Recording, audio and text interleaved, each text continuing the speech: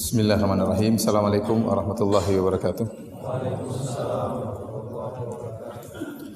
Alhamdulillahi ala ihsanih wa syukru lahu ala taufiqihi wa amtinani. Wa asyhadu an la ilaha illallah wahdahu la syarika lahu ta'ziman li sya'nih wa asyhadu anna Muhammadan abduhu wa rasuluhu da'ila ridwani. Allahumma salli alaihi wa ala alihi wa ashabihi wa ikhwani. Hadirin dan hadirat, ikhwan dan akhwat yang dirahmati oleh Allah Subhanahu wa taala. Puji dan syukur kita panjatkan selalu kepada Rabb kita yang terus memberikan kita karunia tiada henti-hentinya, silih berganti. Salawat dan salam semoga tercurahkan selalu kepada junjungan kita, suri teladan kita, imam kita Nabi Muhammad sallallahu alaihi wasallam, juga kepada keluarganya serta seluruh sahabat beliau tanpa terkecuali.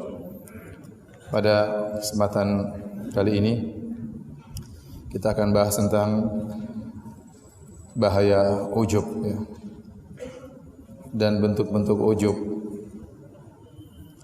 yang sebenarnya riya dan ujub, ya, adalah dua penyakit yang sangat berbahaya yang justru menyerang orang-orang yang saleh, yang bertakwa kepada Allah Subhanahu wa taala.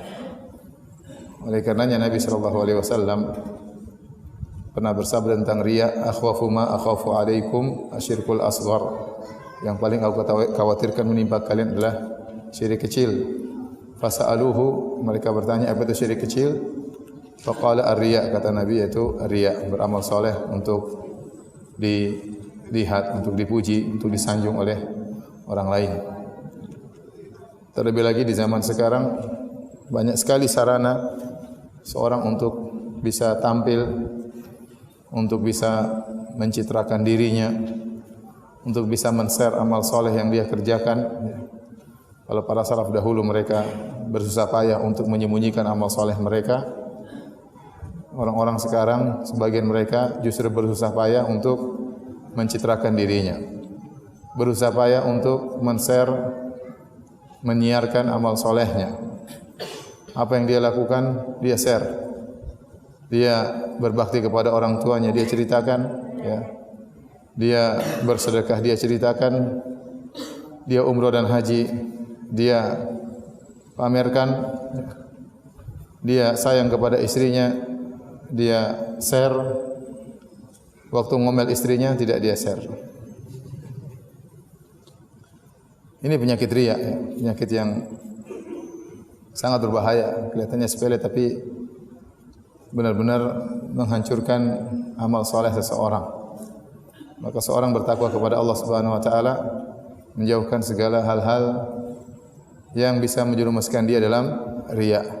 Semampu mungkin dia menyembunyikan amal solehnya. Semampu mungkin dia tutup lisannya untuk tidak menyebut-nyebut amal solehnya.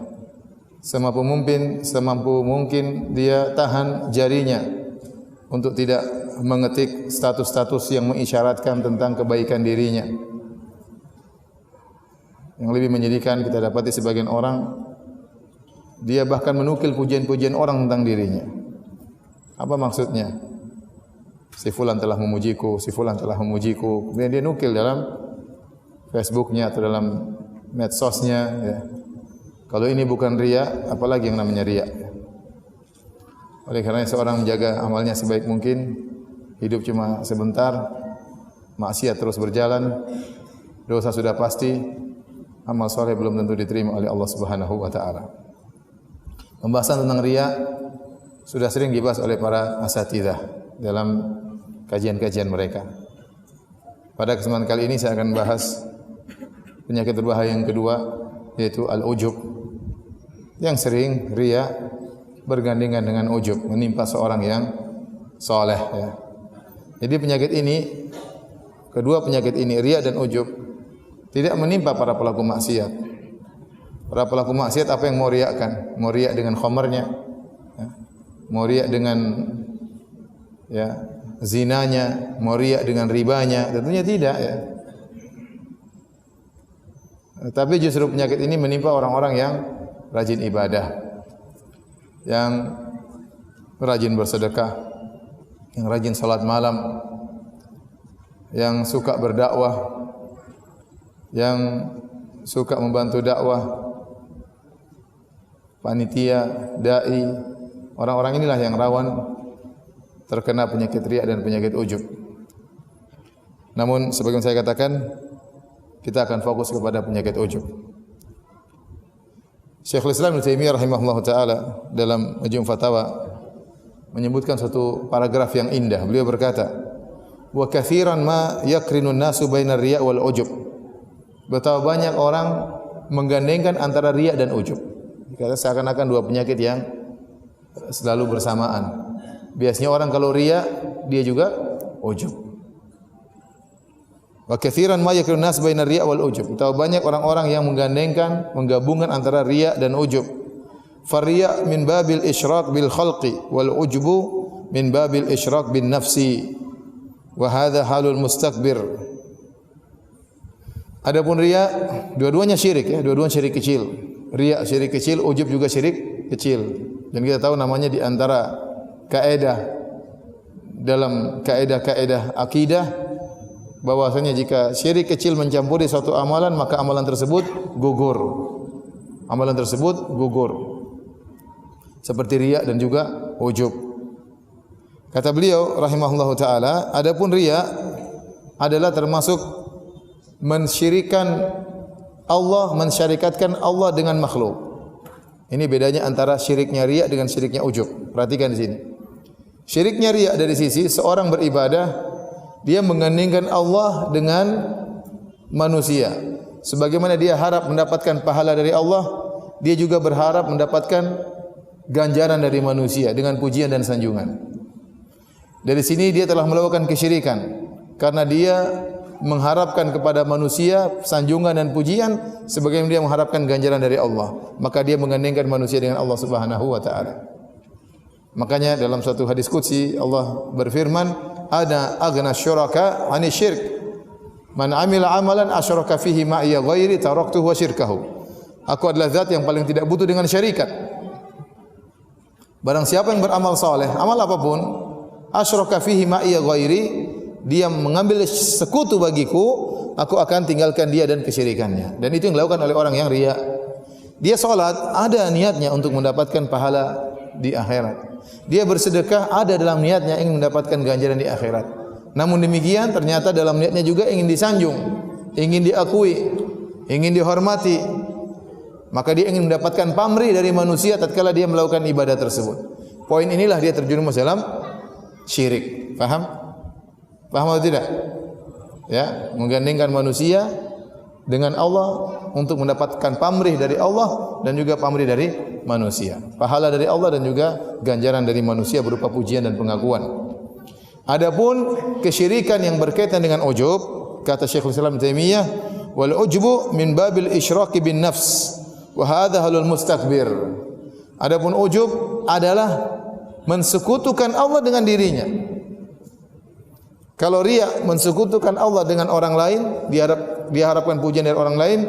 Kalau riya, kalau ujub, saya ulangi, kalau riya dia mensekutukan Allah dengan orang lain, di mana dia mengharapkan pujian orang lain. Adapun kalau ujub, dia mensekutukan Allah dengan dirinya sendiri. Seakan-akan apa? Seakan-akan keberhasilan yang dia raih adalah karena berkat dirinya, bukan cuma karena Allah Subhanahu wa taala. Disitulah kenapa ujub dikatakan syirik.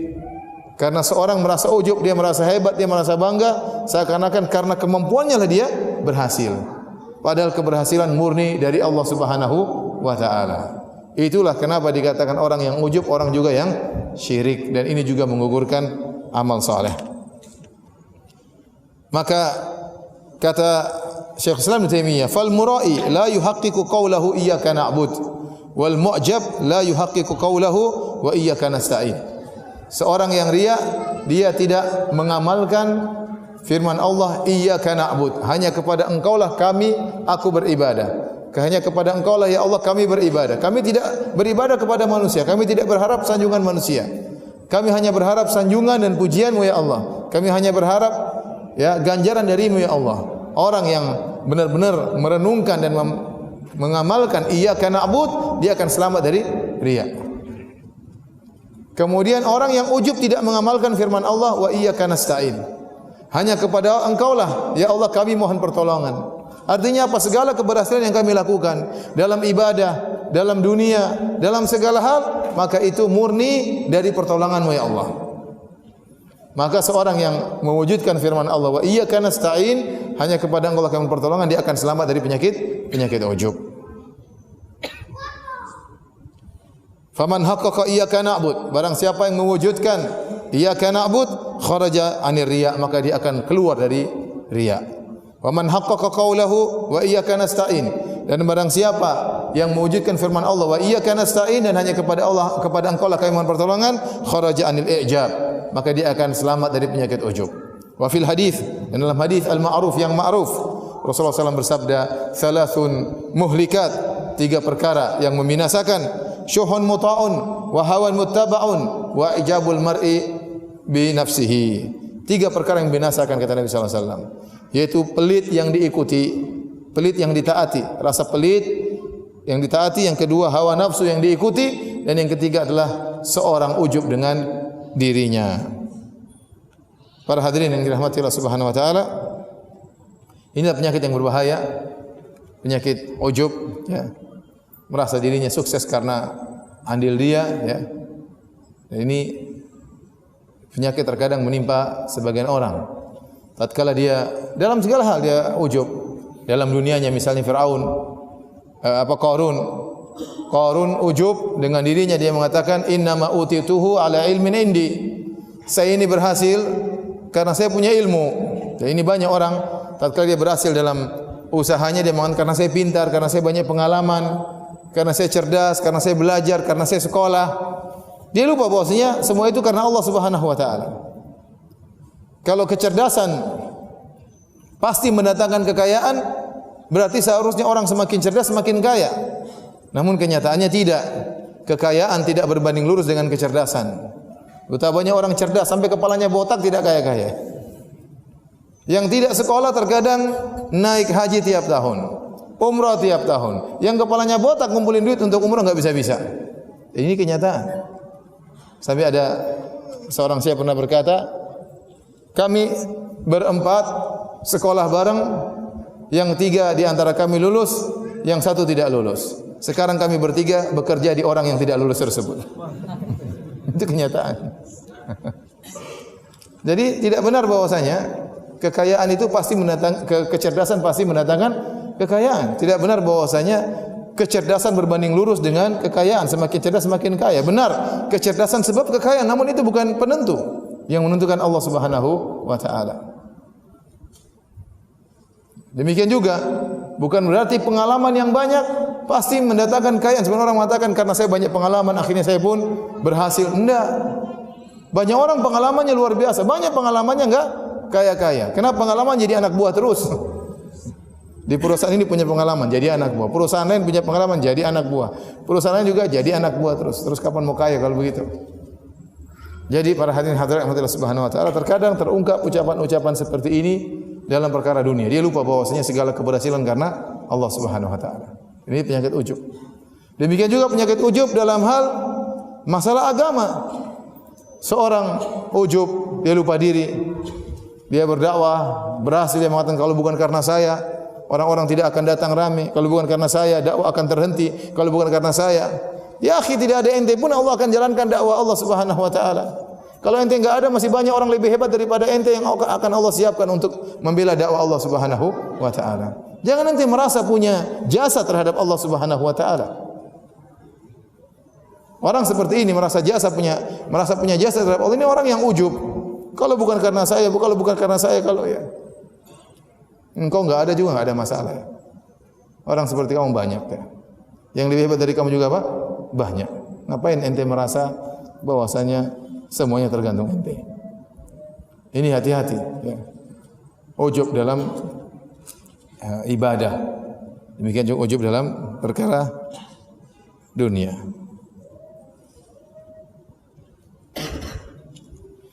Ujub bisa menggugurkan amal saleh.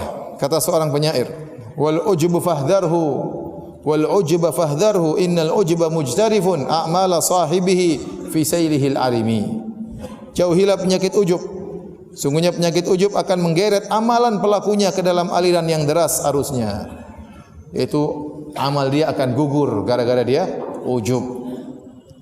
Dakwah yang selama ini dia kembangkan, dakwah yang selama ini dia pikul, kemudian dia merasa ujub, dia mengatakan, kalau bukan karena sayalah yang telah membabat alas, ya.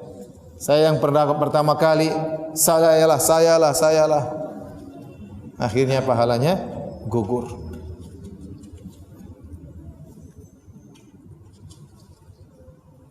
Bahkan betapa sering seorang selamat dari penyakit riya terjerumus dalam penyakit ujub. Dia lolos dari riya. Dia tidak mengharapkan pujian manusia. Tetapi ternyata dia lolos dari riya, terjebak dalam ujub. Dia merasa dirinya hebat, merasa dirinya tinggi, merasa dia yang hebat, gara-gara dia ada keberhasilan. Orang yang ujub mengakibatkan dampak-dampak yang buruk. Yang pertama, dia akan lupa bersyukur kepada Allah Subhanahu wa taala. Bahkan seakan-akan dia mensyukuri dirinya sendiri. Seakan-akan keberhasilan yang dilakukan adalah karena kehebatannya. Orang seperti ini bagaimana dia mengakui pemberian Allah, sementara dia merasa gara-gara dia berhasil. Sehingga dia akan menjadi orang yang lupa bersyukur kepada Allah Subhanahu wa taala. Tapi kalau orang yang tahu bahwasanya segala keberhasilannya karena Allah Subhanahu wa taala, maka dia terus bersyukur. Dia merasa dirinya bukan apa-apa. Ya. Seluruh kecerdasan yang kasih pun Allah, seluruh pengalamannya pun yang Allah yang berikan dia pengalaman. Seluruh kesempatan yang berikan oleh Allah Subhanahu wa taala. Jadi orang yang ujub susah untuk bersyukur kepada Allah karena dia merasa dirinya punya andil dalam keberhasilan tersebut. Yang kedua, orang yang merasa ujub atau terkena penyakit ujub, lenyap darinya sifat tunduk dan merendah di hadapan Allah yang telah menganugerahkan segala kelebihan dan kenikmatan kepadanya. Bahkan bisa jadi dia merasa berjasa dalam agama, ini berbahaya. Dia tidak tunduk, dia merasa ya memang saya hebat ya. Beda kalau orang tahu dirinya penuh dengan kekurangan, terus dia berhasil. Kira-kira dia banyak berterima kasih atau tidak? Dia akan banyak berterima kasih. Ya. Kalau seorang misalnya bekerja, melamar pekerjaan dan dia tidak punya kemampuan apa-apa, terus dimudahkan oleh orang sehingga dia berhasil bekerja, tentu dia akan banyak terima kasih kepada orang tersebut. Dia sadar dia tidak memiliki kemampuan apa-apa. Tapi kalau seorang merasa karena saya memang pintar, waktu saya daftar memang saya pintar, waktu saya majukan lamaran memang saya bisa jawab segala wawancara, maka dia kurang bersyukur dengan orang yang membantunya. Karena dia merasa bahwasanya dia punya andil dalam keberhasilan tersebut. Oleh karena orang yang ujub susah dia untuk tunduk dan merendah di hadapan Allah Subhanahu wa taala. Kalau dia tidak merasa rendah di hadapan Allah Subhanahu wa taala, bagaimana lagi dia mau tawadhu di hadapan manusia yang lain? Orang ujub dia merasa dirinya lebih daripada yang lain. Dia merasanya dirinya hebat dari segi kepintaran, dari segi kecerdasan, dari segi pengalaman, maka dia menganggap remeh orang lain. Ini orang yang ujub, hilang tawadhu dari dirinya. Bahkan akhirnya mengantarkan dia kepada kesombongan. Karena kelebihan yang dia miliki, karena keberhasilan yang dia miliki, akhirnya sombong. Dia melihat orang lain dalam kondisi rendah di hadapannya. Ya. Inilah yang menjadikan Nabi SAW pernah bersabda, "Thalathu muhlikat," 3 perkara yang membinasakan, syuhun muta'un wa hawan muttaba'un wa ijabul mar'i bi nafsihi. Rasa pelit yang ditaati, hawa nafsu yang diikuti, dan ujubnya seorang terhadap dirinya. Dalam hadis yang lain, Rasulullah SAW bersabda, "Laulam takunu tuznibun," kalau kalian tidak berdosa, "khasyitu alaikum ma huwa akbaru min dzalik al-ujub al-ujba." Kalau kalian tidak pernah berdosa, aku khawatirkan menimpa kepada kalian yang lebih buruk daripada dosa, yaitu penyakit ujub. Penyakit ujub. Sampai Nabi mengulangi al-ujub al-ujba, penyakit ujub. Kenapa? Karena penyakit ini sangat berbahaya. Seorang bisa saja selamat daripada riya, dia malah terjerumus dalam ujub. Kalau orang riya, dia masih mungkin untuk bertobat karena dia sadar riya ini apa? Dosa. Tapi betapa banyak orang ujub dia tidak merasa berdosa. Betapa banyak orang ujub dia tidak merasa berdosa. Kesombongan datang kepada dirinya, rasa angkuh tumbuh dalam diri tanpa dia sadari. Dia tidak merasa berdosa. Orang seperti ini ujub susah diharapkan untuk bertobat kepada Allah Subhanahu wa taala. Inilah Nabi mengatakan, "Lau lam tuznibu la khasyitu 'alaikum ma huwa akbaru min dzalik al-ujba." Kalau kalian tidak pernah berdosa, maka aku khawatirkan menimpa kalian sesuatu yang lebih buruk daripada dosa, yaitu penyakit ujub. Karena orang terkena penyakit ujub ini susah untuk bertobat kepada Allah Subhanahu wa taala. Orang riya dia sadar. Betapa banyak kita ceramah tentang riya, langsung bilang, "Ustaz, saya dulu bangun ini karena saya riya. Ustaz, dulu saya sumbang masjid karena saya riya. Ustaz, bagaimana sumbangan saya?" Qadarullah. Gimana? Dia merasa, langsung dia tahu bahwasanya dia bersalah. Tapi banyak orang ujub tidak merasa dia ujub. Bahkan dia merasa dirinya tawadhu, bahkan dia merasa dirinya orang yang paling bertakwa kepada Allah Subhanahu wa taala. Maka ini yang dikhawatirkan oleh Nabi sallallahu alaihi wasallam. Ibnu Mas'ud pernah berkata, "Al-halaku fitnain, al-qunutu wal ujub." Kebinasaan itu ada pada dua perkara, yaitu putus asa dan ujub. Putus asa dan ujub.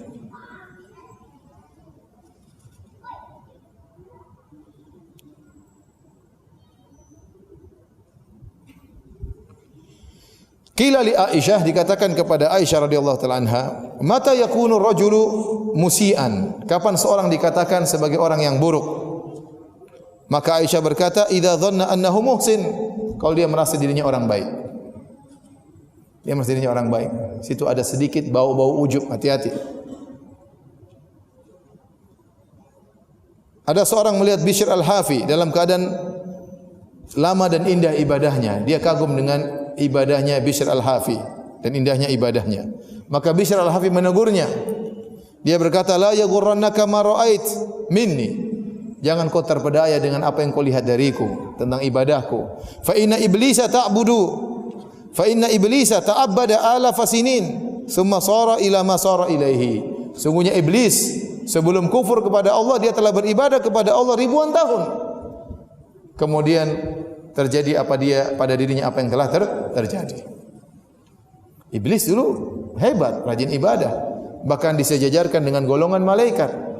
Tetapi ditimpa dengan penyakit ujub, akhirnya dia sombong, akhirnya tidak mau sujud kepada Adam alaihissalam.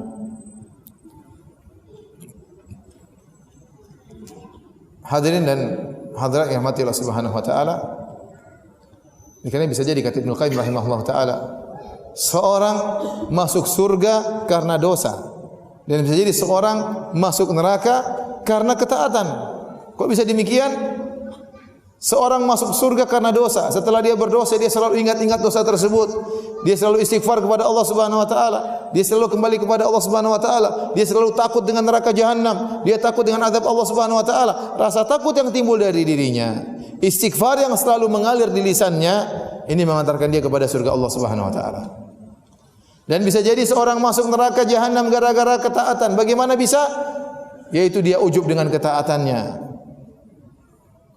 Kalau dilihat orang bermaksiat maka dia hina habis-habisan. Kok bisa seperti itu? Kok bisa? Dia ujub. Dia ujub. Ujub dengan sedekahnya, ujub dengan bacaan Qur'annya, ujub dengan salat malamnya. Dia ujub merasa hebat dibandingkan yang lain. Ujub dengan dakwahnya, ujub dengan tulisannya. Banyak. Akhirnya ketaatan yang dilakukan, dakwah, salat malam, sedekah, ini mengantarkan dia kepada neraka jahanam. Waliyadzubillah. Oleh karena terkadang seorang rajin ibadah, benar-benar rajin, Allah mentakdirkan dia terjerumus dalam maksiat supaya dia tidak ujub, supaya dia sadar bahwasanya imannya lemah, supaya dia segera kembali kepada Allah Subhanahu wa taala. Kalau dia taat terus, bisa jadi dia lupa diri, merasa dirinya hebat, merasa dirinya luar biasa, merendahkan orang lain, merasa orang lain tidak ada yang seperti dia, terkenalah dia penyakit ujub. Syaitan tidak peduli menjerumuskan orang apakah dengan riya apakah dengan ujub. Oleh karenanya perjuangan melawan riya dan ujub ini sampai nafas terakhir. Disebut dalam satu riwayat tatkala Al-Imam Ahmad bin Hanbal rahimahullahu taala akan meninggal dunia dalam kondisi sakit, tidak sadar tiba-tiba dia menolakkan tangannya demikian. Menolakkan tangannya demikian. Maka Imam Ahmad mengatakan, "La, tidak. Anaknya bertanya, "Wahai ayahanda, kenapa anda mengatakan demikian?" Ya, kata Imam Ahmad rahimahullahu taala, "Tadi syaitan datang kepadaku, iblis datang kepadaku dan berkata, 'Futtani ya Ahmad.' kau telah menang dariku ya Ahmad. Kau telah lolos dari godaanku ya Ahmad. Kata Imam Ahmad, ba'du, belum. Selama Imam Ahmad masih hidup, dia belum merasa selamat dari godaan apa? Syaitan. Lihat, iblis ingin membuat Imam Ahmad ujub di akhir hayatnya. Bangga bahwasanya dia sudah selamat dari apa? Godaan iblis. Tapi Imam Ahmad tidak demikian. Dia bukan orang yang ujub. Maka Imam berkata, ba'du, belum. Jadi para hadirin, kita ini belum punya apa-apa sudah ujub. Belum berbuat apa-apa sudah ujub. Ada orang tanya, 2 kali saya ditanya, Ustaz, bagaimana saya bisa melawan penyakit ujub Ustaz? Ente ujub, ini emang ente punya apa? Bahasa Arab tidak bisa, hafalan Quran tidak ada, sedekah juga sedikit-sedikit, sama orang tua masih pelit. Terus apa yang mau diujubkan? Hah? Apa yang mau diujubkan? Apa jasa anda terhadap Islam? Apa yang mau diujubkan? Bahasa Arab aja tidak bisa mau sok ujub. Di Madinah saja anak kecil bisa ngomong Arab, tidak ada yang ujub. Subhanallah, orang rawan untuk ujub. Setan tidak peduli, dia menang menjatuhkan seorang dengan serangan riya atau dengan serangan ujub. Waliyadzubillah, hati-hati. Yang terpedaya dengan ibadah anda. Iblis ribuan tahun beribadah kepada Allah sampai diangkat derajatnya sampai sejajar dengan malaikat. Sampai Allah berfirman, wa idz qulna lil malaikati isjudu li Adam fasajadu illa iblis. Tatkala kami berkata kepada para malaikat sujudlah kepada Adam, semuanya sujud kecuali iblis. Allah tidak berkata tatkala kami perintahkan malaikat dan iblis untuk sujud kepada Adam. Allah hanya berkata tatkala kami perintahkan malaikat untuk sujud. Seakan-akan iblis dalam barisan apa? Malaikat. Paham? Kenapa? Saking kuat ibadahnya. Namun dia ternyata ujub. Dia merasa tidak pantas untuk sujud kepada Adam.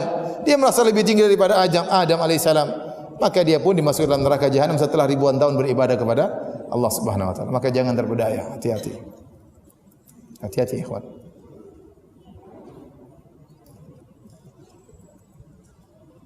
Saya ketemu dengan seorang dai. Ada pembicaraan. Saya nasihati dia. Karena dia sempat terucap, dia mengatakan, kalau pengikut saya tidak banyak, kalau saya tidak ikhlas, kenapa pengikut saya banyak? Kalau saya tidak ikhlas, kenapa pengikut saya banyak? Saya bilang, ya akhi, ente pengikut banyak. Penyanyi dangdut pengikut banyak, lebih banyak daripada ente pengikutnya. Saya bilang gitu. Di depan dia. Ya akhi, penyanyi dangdut pengikut lebih banyak. Orang-orang Nasara miliaran pengikutnya. Mereka benar? Ada orang mungkin enggak ada yang kenal oleh manusia lebih baik daripada kita. Ujub, terpedaya dengan dakwanya. Seakan-akan kalau pengikut banyak berarti apa? Dia benar. Enggak ya. Apa kata Nabi sallallahu alaihi wasallam?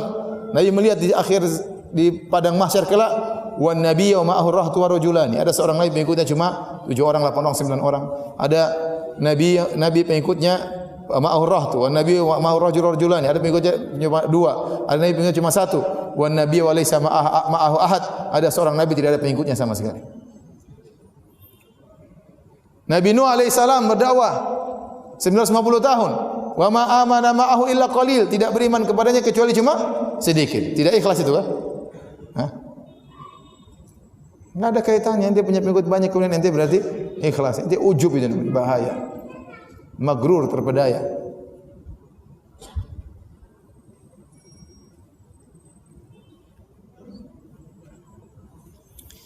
Al-Munawi, salah seorang ulama dari mazhab Syafi'i, dalam kitabnya At-Taisir, yaitu syarah Al-Jami' As-Saghir, dia berkata, di antara tanda-tanda orang yang ujub, contoh, tanda-tanda orang yang ujub. Pertama, orang yang heran, doanya kok tidak dikabulkan? Dia heran.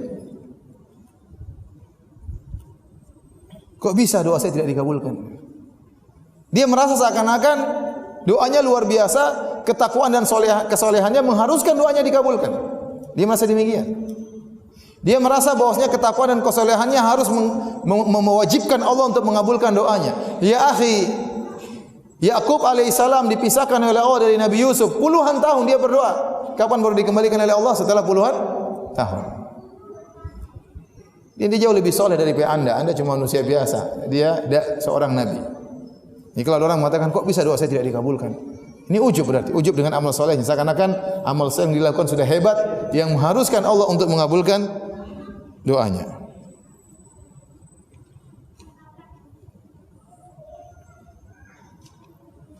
Kata Al-Munawi, di antara ciri-ciri orang yang ujub, dia merasa heran jika ada orang yang menyakitinya, mengganggunya kok masih istiqomah. Dia heran, orang itu sering menyakiti saya kok masih istiqomah ya. Seakan-akan kalau ada orang mengganggunya harus binasa, harus rusak, harus sesat. Dia merasa demikian.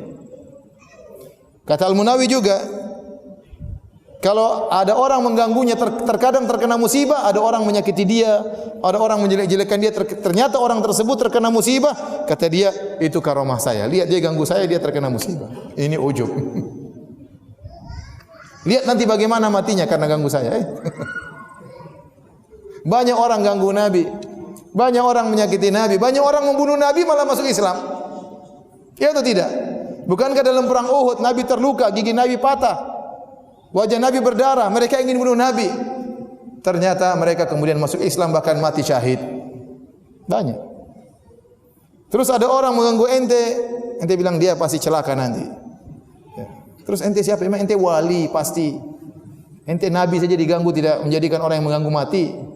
Hidayah di tangan Allah, bukan di tangan ente. Azab di tangan Allah, bukan di tangan ente. Ente jangan ujub. Kemudian cerita-cerita sama orang, saya diganggu oleh orang, lihat matinya dia. Dulu 5 orang ganggu saya, lihat satunya mati ketabrak motor, satunya kena kesetrum kabel, satunya kebakaran ya. Orang kebakaran mati syahid ya. Orang ketabrak mobil, satunya ketabrak mobil juga mati syahid. Terus ente bilang itu tanda bahwasanya ente wali. Enggak usah ente merasa diri ente tinggi. Ini terungkap oleh sebagian orang. Lihat dia ganggu saya, lihat anaknya sekarang morfinis gara-gara dia suka, apa hubungannya? Kalaupun itu Allah memang memberi hukuman kepada dia gara-gara Anda, bukan berarti Anda seorang wali. Mungkin Allah ingin mengurangi dosa-dosanya. Allah sayang kepada dia. Allah kasih hukuman supaya dosa-dosanya berkurang. Kenapa ente harus mengatakan gara-gara dia mengganggu saya akhirnya dia binasa dan saya selamat? Paham? Ini yang bilang siapa? Al-Munawi dari mazhab Syafi'i. Ciri-ciri orang yang ujub.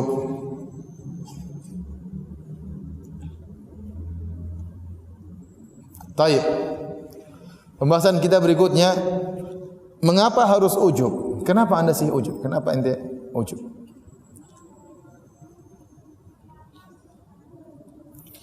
Sebelum kita terlena dengan ujub yang menggerogoti hati kita, hendaknya kita merenungkan diri kita masing-masing. Mengapa kita harus ujub? Bukankah seorang hanya biasanya ujub karena hasil karya dia yang hebat, karena amal soleh dia yang banyak, maka dia pun ujub.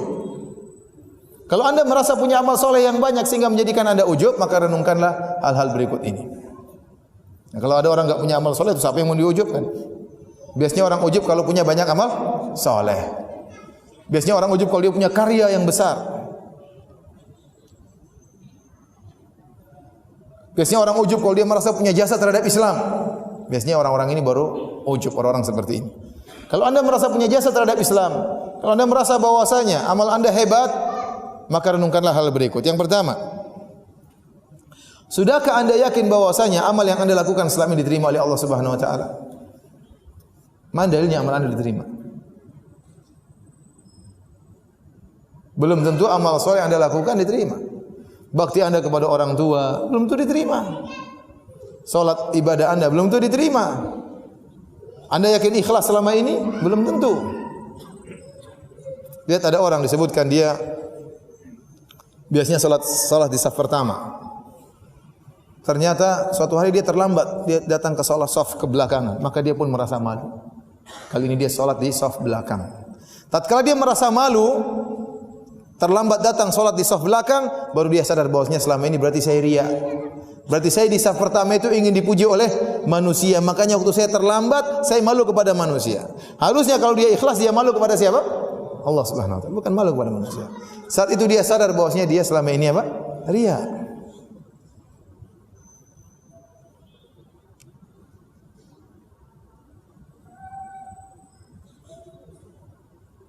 Ada orang berdakwah, dia merasa dirinya selama ini ikhlas kepada Allah Subhanahu wa taala. Suatu hari dia berdakwah di suatu tempat, ternyata tidak dijamu, dia marah-marah. Kenapa saya tidak dijamu? Kenapa saya tidak dihormati? Berarti selama ini dakwahmu untuk dijamu, untuk dihormati oleh orang. Lihatlah Allah menyebutkan tentang Nabi Musa dan Nabi Khadir. Tatkala mereka ataya ala ahli qaryati ahli qaryati istata'ama ahlaha fa abau ayyudhayifuhuma. Tatkala mereka berdua datang kepada penduduk suatu negeri dan mereka minta untuk dijamu, fa abau ayyudhayifuhuma, maka penduduk negeri tersebut enggan untuk menjamu Nabi Musa dan Nabi Khadir. Apakah Nabi Musa dan Nabi Khadir mengatakan, kita ini nabi, ente enggak jamu kita, kita ini nabi, pilihan Allah? Enggak. Dia enggak dijamu, ya pergi aja, mau diapain? Enggak dijamu, dia pun pergi. Kemudian seorang merasa dia ikhlas dalam berdakwah,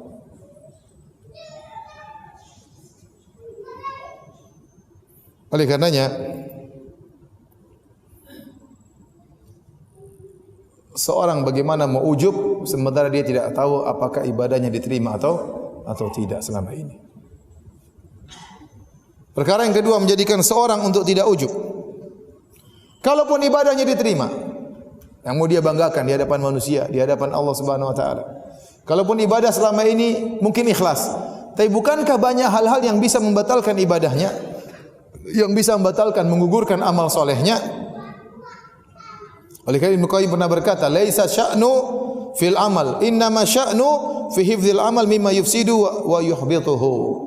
Bukanlah yang terpenting adalah engkau banyak beramal soleh, tetapi yang terpenting adalah bagaimana kau bisa menjaga amal tersebut dari perkara yang menggugurkannya atau perkara yang merusaknya. Dan betapa banyak perbuatan-perbuatan yang bisa merusak amalan seorang hamba. Contoh, Allah berfirman, ya ayyuhalladzina amanu la tubtilu shadaqatikum bil manni wal adha. Wahai orang yang beriman, janganlah kalian batalkan sedekah-sedekah kalian dengan mengungkit-ungkit dan menyakiti hati orang yang kalian bantu. Pertama dia sedekah, terima, tapi dia ada marah, dia bilang, ente tidak tahu terima kasih. Saya dulu bantu ente, saya ini, saya ini, saya ini. Tersakitilah orang yang dibantu tersebut. Maka sedekah dia selama ini apa? Gugur. Atau dia sebut-sebut, dia ungkit-ungkit kepada orang tersebut. Gimana mobil yang saya kasih? Gimana mobil itu terus orang ini merasa tersakiti, terganggu, diungkit-ungkit. Atau diungkit kepada orang lain, saya yang kasih dia mobil, saya yang kasih dia mobil, saya yang kasih dia mobil. Maka mobil dia tidak diterima oleh Allah Subhanahu wa taala. Kenapa? Karena sedekahnya batal dengan alman wal adza. Mungkit-ungkit dan menyebut-nyebut. Contoh lagi amalan yang bisa menggugurkan pahala seorang, kata Allah Subhanahu wa taala, ya ayyuhalladzina amanu la tarfa'u aswatakum fawqa sautin nabi wa la tajharu lahu bil qaul kajahri ba'dhikum li ba'dhin an tahbata a'malukum wa antum la tash'urun. Wahai orang yang beriman, janganlah kalian mengangkat suara kalian di atas suara nabi dan janganlah kalian mengeraskan suara kalian di atas suara nabi sebagaimana sebagian kalian dengan yang lainnya. An tahbata a'maluhum, bisa jadi amalan kalian gugur, wa antum la tash'urun, dalam kondisi kalian tidak menyadari. Nah, kata para ulama di antara Ibnu Qayyim rahimahullah taala, kalau seorang mengeraskan suara di atas suara Nabi, itu saja bisa menggugurkan amal dia, bagaimana lagi orang yang mengedepankan akalnya daripada hadis Nabi sallallahu alaihi wasallam. Bagaimana orang yang membuang hadis Nabi kemudian mengikuti hawa nafsunya, mengikuti tradisinya, mengikuti perkataan nenek moyangnya, dia buang hadis Nabi sallallahu alaihi wasallam, bagaimana amalnya tidak gugur?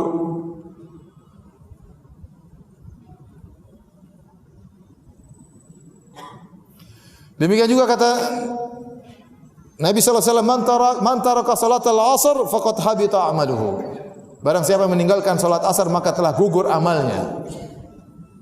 Contoh lagi, tatkala Zaid bin Arqam melakukan transaksi dengan cara riba al-ainah, maka Aisyah radhiyallahu taala anha menegurnya dengan berkata, kabarkan kepadanya, innahu qad abtala jihadahu ma'a Rasulillah sallallahu alaihi wasallam illa ayatub. Katakan kepada dia, Zaid bin Arqam yang pernah berjihad kepada Nabi, sungguhnya gara-gara dia melakukan praktek riba, maka jihad dia yang pernah dia lakukan bersama Nabi gugur, kata Aisyah radhiyallahu anha. Kecuali kalau dia bertobat kepada Allah Subhanahu wa taala. Oleh karenanya kita belum tentu yakin bahwasanya amal kita bisa diterima oleh Allah Subhanahu wa taala. Bisa jadi kita melakukan hal yang menggugurkan amal soleh kita. Seorang selama ini berbakti kepada orang tuanya, selama ini dia berbuat baik kepada karib kerabatnya, terus dia ungkit-ungkit di kemudian hari. Dia sakiti hati mereka, maka gugur sedekahnya. Bisa jadi seseorang melakukan amal soleh, kemudian setelah itu dia cerita sana sini, dia ria, dia pamerkan, dia banggakan, maka gugur amalnya.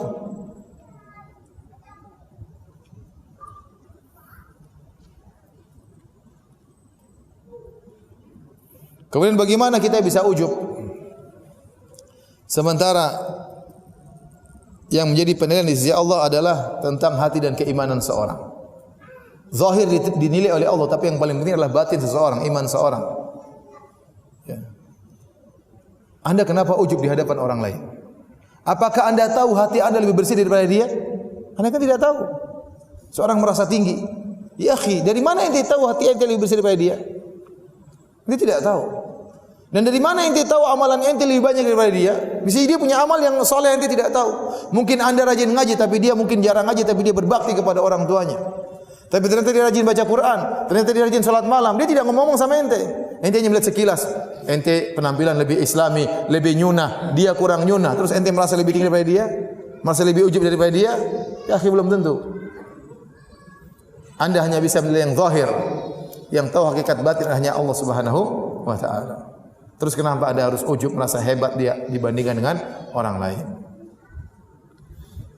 Kemudian bagaimana Anda merasa ujub dengan amal yang Anda lakukan, dengan dakwah yang Anda lakukan, dengan donasi yang Anda sumbangkan, dengan banyaknya ayat yang Anda baca, dengan berapa kali khatam Al-Quran, Anda merasa ujub. Kenapa merasa ujub? Sementara dosa-dosa Anda masih banyak. Hanya saja Allah tutupi. Kata Muhammad bin Wasi' rahimahullah ta'ala, "Lau kana lidzunubi rih ma jalasa ilayya ahad." Kalau seandainya dosa itu ada aromanya, ada baunya, enggak ada yang mau duduk dengan saya. Tidak ada yang mendengar ceramah saya kalau dosa-dosa ini ada aromanya. Banyak dosa-dosa yang saya lakukan Anda tidak tahu. Seandainya dosa-dosa tersebut ada aromanya, maka Anda tidak akan mengikut pengajian saya. Demi Allah saya katakan demikian. Oleh karena seorang ngapain dia ujub? Dia tahu dia penuh dengan dosa. Dia tahu dia tidak bisa menjaga pandangannya. Dia tahu dia tidak bisa menjaga pendengarannya. Dia tahu dia tidak bisa menjaga lisannya. Dia tahu dia tidak bisa menjaga hatinya. Banyak hak orang tua belum dia lakukan. Dia kurang bakti kepada orang tuanya. Dia kurang perhatian terhadap istrinya. Dia kurang perhatian terhadap anak-anaknya. Dia kurang perhatian terhadap tetangganya. Dia kurang perhatian terhadap saudara-saudara karib kerabatnya. Banyak dosa-dosanya. Banyak kewajiban-kewajiban orang yang hak-hak orang yang belum dia tunaikan. Kemudian dia merasa ujub. Seandainya setiap dosa yang kita lakukan ada aromanya, ya, maka semua orang akan meninggalkan kita. Tapi kita ini dimuliakan oleh orang karena Allah menutup aib kita. Bukan karena amal soleh yang kita lakukan. Kita banyak melakukan amal soleh, tapi satu aib saja kita dibongkar oleh Allah, orang akan melupakan amal soleh tersebut. Yang Allah ingat orang ini punya, yang orang-orang ingat orang ini punya apa? Aib. Tapi alhamdulillah Allah menutup aib kita dan semoga Allah yasrul jami', semoga Allah menutup seluruh aib-aib kita. Jika perkaranya demikian, kenapa kita ujub? Saya ulangi tadi, kenapa kita mesti ujub? Pertama, amal soleh kita belum tentu diterima. Yang kedua, yang diterima pun bisa jadi terancam dengan gugurnya amal soleh tersebut. Yang ketiga, kenapa kita merasa ujub, merasa lebih tinggi daripada yang lainnya? Sementara penilaian adalah masalah hati. Dan betapa banyak amalan orang tidak kita ketahui. Jangan merasa kita lebih tinggi daripada yang lainnya. Yang keempat, kenapa kita merasa ujub di hadapan orang lain? Sementara dosa-dosa kita banyak. Allah Maha tahu tentang dosa-dosa yang kita lakukan. Seandainya Allah bongkar, ya, dosa-dosa yang kita lakukan. Seandainya catatan malaikat dimasukkan dalam YouTube tentang kita, habislah kita. Paham? Terus ngapain ente ujub? Apalagi tadi jasa sama Islam tidak ada. Bahasa Arab tidak bisa. Salat tidak khusyuk. Sedekah pas-pasan. Terus apa yang mau diujubkan? Berdakwah cuma jadi panitia. Jadi ustaz saja enggak boleh ujub, apalagi cuma jadi panitia. Siapa yang mau diujubkan ya akhi? Jangan. Rugi ente ujub. Hanya menggugurkan amal soleh yang Anda lakukan.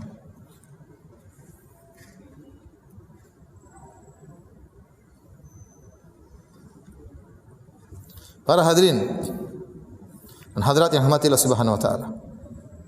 Iblis senantiasa berusaha menjauhkan anak cucu Adam dari amal saleh dan menjerumuskan mereka dalam beragam kemaksiatan.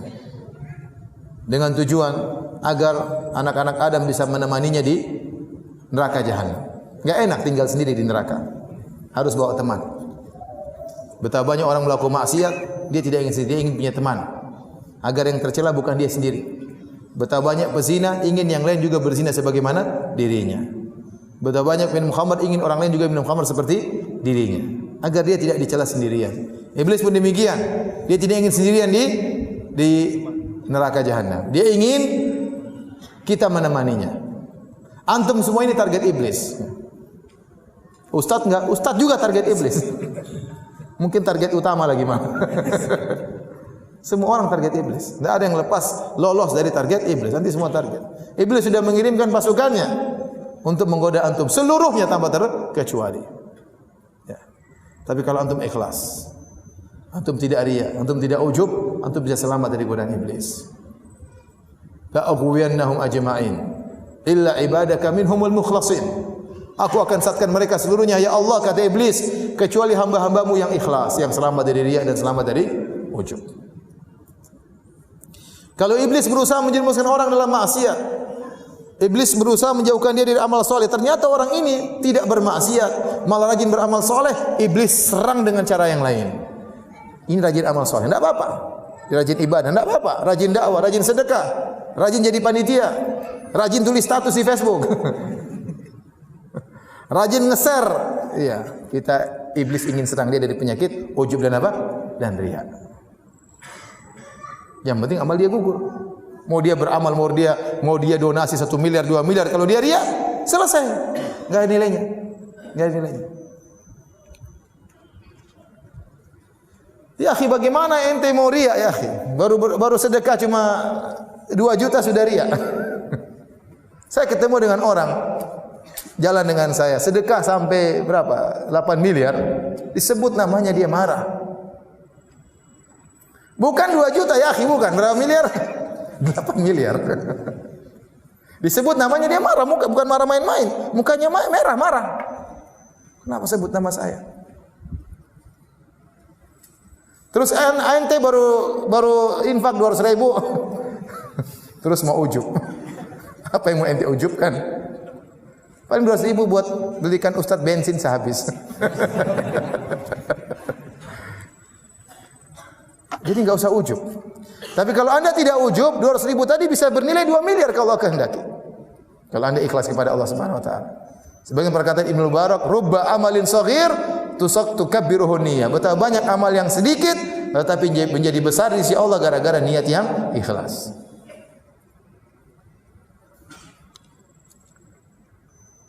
Dulu waktu saya awal-awal dakwah ya, terkadang penyakit ujub atau sering penyakit ujub menimpa saya. Tapi bila saya sampai di Madinah, masuk di kuliah hadis waktu itu, subhanallah, semua orang pandai bahasa Arab, saya tidak pandai bahasa Arab. Kalau gurunya mau nanya, saya sembunyi supaya tidak ditunjuk. Ini saya cerita benar ya.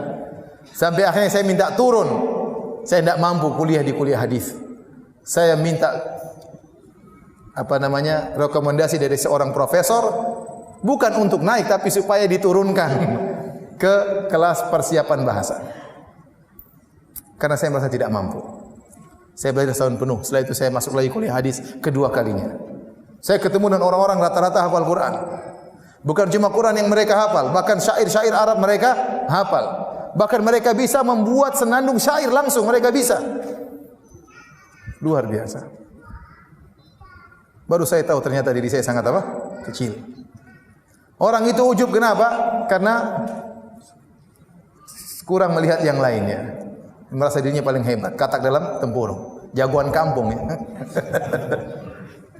Kalau dia lihat keluar, lihat orang banyak hebat, dia tahu ternyata dia tidak ada apa-apanya. Tidak ada apa-apanya. Ya akhi, saya dulu punya teman sekamar orang Sudan. Setiap jam 3 dia bangun, saya tidak tahu. Pokoknya saya bangun sebelum subuh, dia sudah sholat malam. Saya dengar jam 3 dia sudah bangun sholat malam. Tiap hari. Dan dia sekamar dengan saya. Selalu dia di saf pertama. Jadi sebelum subuh mungkin setengah jam dia sudah pergi ke masjid sholat malam. Apa sudah selesai sholat malam? Pergi di saf pertama. Subhanallah. Pas dia mau pulang ke tanah airnya, dia kasih surat sama saya. Dia bilang Firanda. Dia tahu saya tidak bangun malam. Dia udah pergi baru mungkin saya bangun. Dia kasih surat sama saya. Coba ini orang rajin sholat malam. Orang ini hafal Quran. Orang ini luar biasa. Orang ini. Dia bilang Firanda, jangan kau buka kecuali kau di pesawat. Subhanallah. Iya, saya jalan. Saya pulang ke tanah air. Dia juga pulang ke tanah airnya. Di pesawat saya buka suratnya. Apa isinya? Kira-kira apa? Ente enggak pernah bangun malam. Enggak. Itu orang ujub itu. Apa isinya? Kata dia, ya akhi Firanda. Ya. Saya harap kau doakan saya. Ya, itu doakan. Doain saya, doain ente. Tapi ente doain saya. Dia tidak merasa ujub. Dia puji-puji saya, kemudian dia minta doa saya, jangan lupa doakan saya. Subhanallah. Ini ada orang seperti ini tidak ujub. Ente baru salat malam sekali-sekali itu pun terlambat. Sudah ujub. Allah musta'an. Itulah kita karena kurang pergaulan. Jagoan kampung.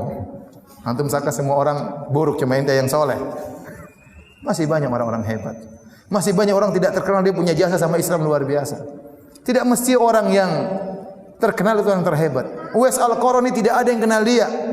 Tapi Nabi mengatakan kepada Umar, mintalah agar dia memohonkan ampunan bagimu. Umar pesan-pesan kalau orang dari Yaman datang, apakah afikum Uwais Al-Qarani minal Qaran? Apakah ada Uwais datang dari Qaran Al-Qarani? Tidak terkenal, bahkan sebagian orang mengejek dia. Ternyata dia sangat mulia di sisi Allah Subhanahu wa taala. Ini tidak perlu ujub dengan apa yang Anda miliki. Syaitan kalau tidak berhasil menjerumuskan orang dalam kemaksiatan, maka syaitan berusaha menjerumuskan orang tersebut dalam riya atau penyakit ujub. Kata Ibnu Al-Mubarak rahimahullahu taala, "Wala a'lamu fil musallin syai'an syarrun minal ujub."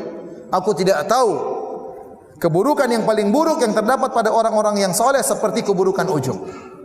Artinya bahaya karena ujub ini menimpa orang-orang yang rajin ibadah. Dulu para sahabat pernah terkena penyakit ujub dalam perang Hunain. Ujub dalam perkara duniawi. Ya. Allah berfirman, "Laqad nasarakumullahu fi mawatin katsira wa yawma Hunainin idza ajabatkum kathratukum falam tughni ankum syai'an wa dhaqat 'alaikumul ardu bima rahubat thumma wallaytum mudbirin." Kata Allah Subhanahu wa taala, sungguh Allah telah menolong kalian wahai kaum mukminin di medan peperangan yang banyak, dalam banyak medan pertempuran. Namun tatkala perang Hunain, tatkala kalian ujub dengan jumlah kalian. Karena para sahabat dalam perang Badar menang 300 lawan berapa? 1000. Dalam perang Khandaq juga 2000 lawan 10.000, seluruh kabur. Ya.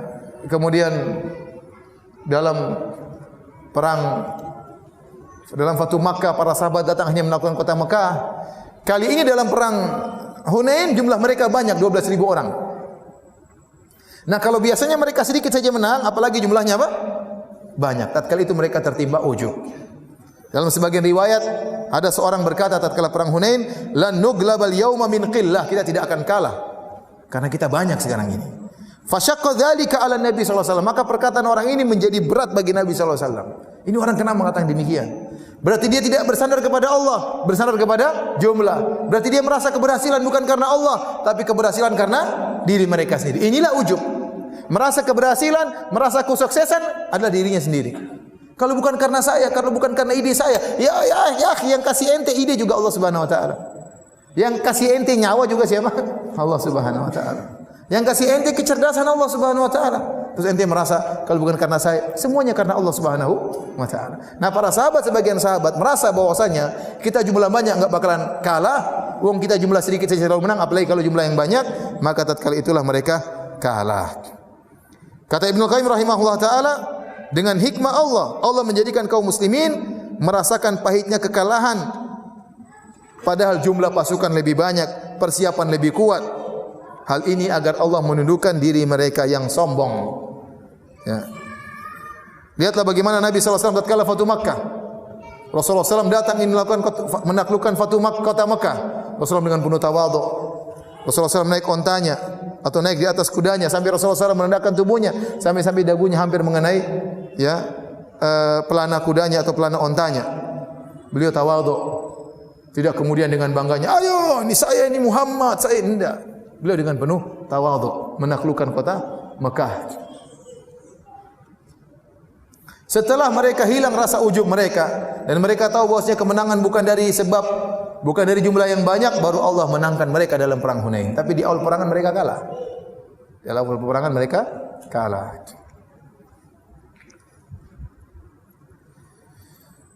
Para hadirin dan hadirat yang mati Subhanahu wa taala.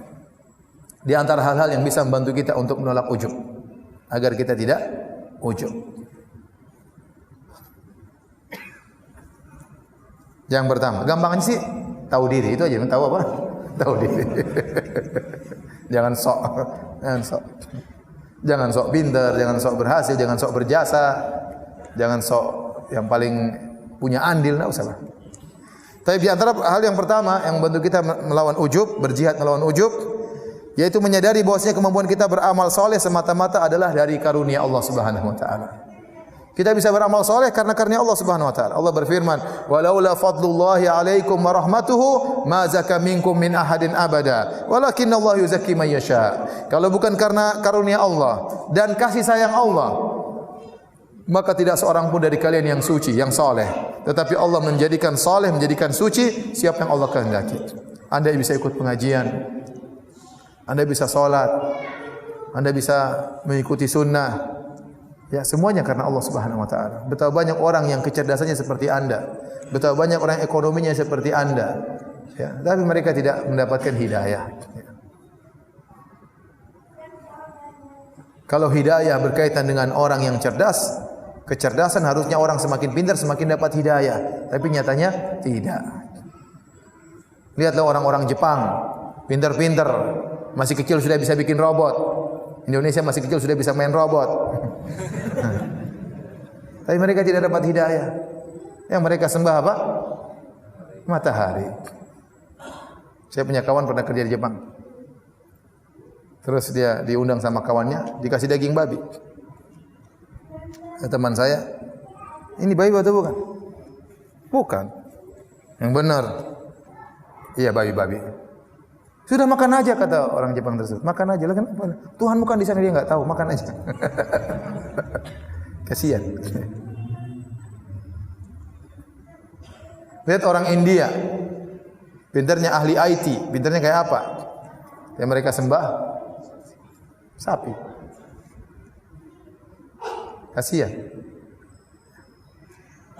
Betapa banyak orang-orang bule yang pintar-pintar, tapi yang mereka sembah manusia, Nabi Isa. Tidak dapat hidayah. Oleh karena Anda bisa dapat hidayah untuk beriman kepada Allah. Itu semata-mata karunia Allah Subhanahu wa taala. Anda bisa mengenal sunnah, Anda bisa duduk pengajian. Betapa banyak orang sekarang Anda lagi ikut pengajian, mereka sedang bermaksiat kepada Allah Subhanahu wa taala. Anda membuka hari dengan salat subuh, betapa banyak orang membuka harinya dengan maksiat kepada Allah Subhanahu wa taala. Ini semua karunia Allah, ini rahmat dari Allah Subhanahu wa taala. Oleh karenanya, tatkala penghuni surga masuk surga, kata Allah Subhanahu wa taala, "Wa naza'na ma fi sudurihim min ghillin tajri min tahtihimul anhar wa qalu alhamdulillahilladzi hadana li hadza wa ma kunna linahtadiya laula an hadana Allah." Kami pun cabut segala kejengkelan, penyakit-penyakit hati dari hati mereka. Kemudian mereka masuk surga yang mengalir di bawahnya sungai-sungai. Kemudian mereka berkata, wa qalu alhamdulillahilladzi hadana li hadza. Segala puji bagi Allah yang telah memberikan petunjuk kepada kami, dan kami tidak akan mendapat petunjuk kalau bukan karena Allah beri petunjuk kepada kami.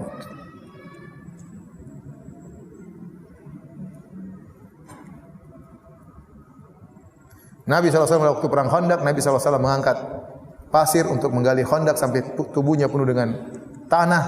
Nabi kemudian menyebutkan syair dengan berkata, Wallahi laulallah mahtadaina wala tasaddaqna wala sallaina. Demi Allah, bukan karena Allah kami tidak bakalan bisa dapat petunjuk, dan kami tidak bisa bersedekah, dan kami tidak bisa salat. Ini sebab yang pertama yang membuat kita bisa melawan ujub.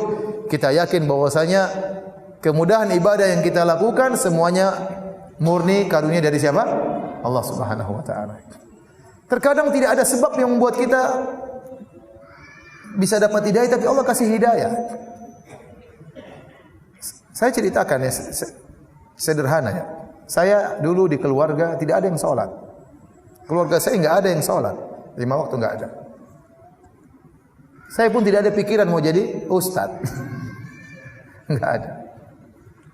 Terkadang saya lihat televisi,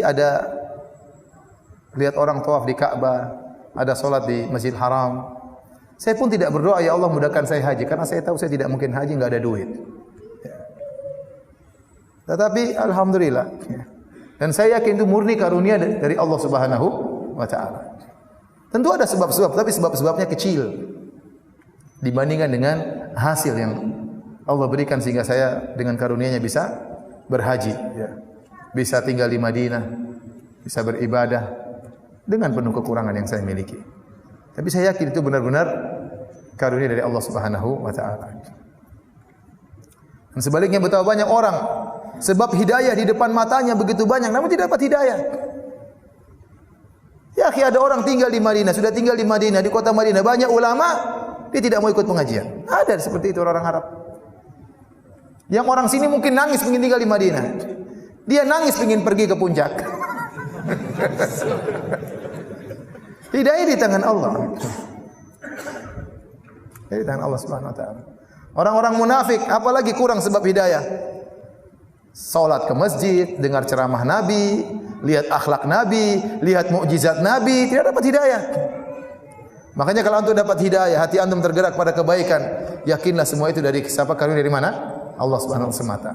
Jangan bilang karena saya cerdas, karena saya mencari, karena saya tidak usah. Itu karena Allah Subhanahu wa taala. Sebab yang Anda lakukan bukan penentu. Benar ini sebab, tapi dia bukan penentu Anda dapat hidayah. Yang menentukan Anda dapat hidayah adalah Allah Subhanahu wa taala. Kemudian di antara hal yang membantu kita untuk tidak ujub, yaitu kita tahu bahwasanya ibadah yang kita lakukan itu tidak sebanding dengan keagungan Allah, tidak sebanding dengan apa yang Allah kehendaki. Kita sadar kalau kita salat kita penuh dengan kekurangan. Bagaimana kita mau bangga dengan salat kita? Nabi SAW saja setelah salat apa yang dia doa pertama kali? Astaghfirullah, astaghfirullah, astaghfirullah. Kata para ulama bukan Nabi dosa, tidak. Nabi salatnya pasti khusyuk. Tetapi Nabi tahu bahwasanya salat yang dia lakukan ini tidak sebanding dengan seharusnya yang dia serahkan kepada Allah yang Maha Agung. Harusnya ibadah harus lebih hebat daripada Nabi tidak mampu. Maksimal Nabi demikian salatnya, sudah khusyuk luar biasa tapi tidak sebanding dengan keagungan Allah Subhanahu wa taala. Maka setelah salat dia mengatakan astaghfirullah, astaghfirullah, astaghfirullah. Nah, kalau kita memang harus istighfar karena waktu salat pikiran kemana mana. Barang hilang ketemu di salat. Utang orang baru ingat tatkala di salat.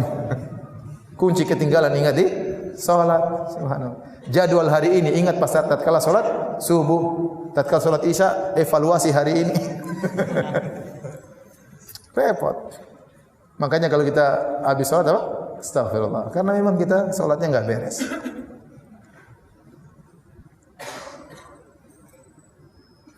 Lihatlah bagaimana Allah bercerita tentang orang-orang penghuni surga yang mereka salat tahajud, di siang hari bertakwa kepada Allah, di malam hari beribadah, mereka tutup malam mereka dengan istighfar. Kata Allah Subhanahu wa taala tentang penghuni surga. Qul a'unabbi'ukum bi khairin min dzalikum. Setelah Allah menyebutkan tentang nikmat-nikmat dunia, kata Allah, katakanlah, maukah aku kabarkan kepada kalian yang lebih hebat daripada nikmat-nikmat dunia tersebut? Lilladzina taqwa inda rabbihim, sungguhnya bagi orang yang bertakwa kepada Rabb mereka, jannatun tajri min tahtihal anhar, mereka akan mendapatkan surga-surga yang mengalir di bawahnya sungai-sungai. Khalidina fiha, mereka akan kekal dalam surga-surga tersebut. Wa azwajun mutahharah, mereka akan dapatkan bidadari-bidadari yang suci. Tubuh mereka suci, tidak ada kotoran sama sekali, akhlak mereka suci, tidak pernah menjengkelkan.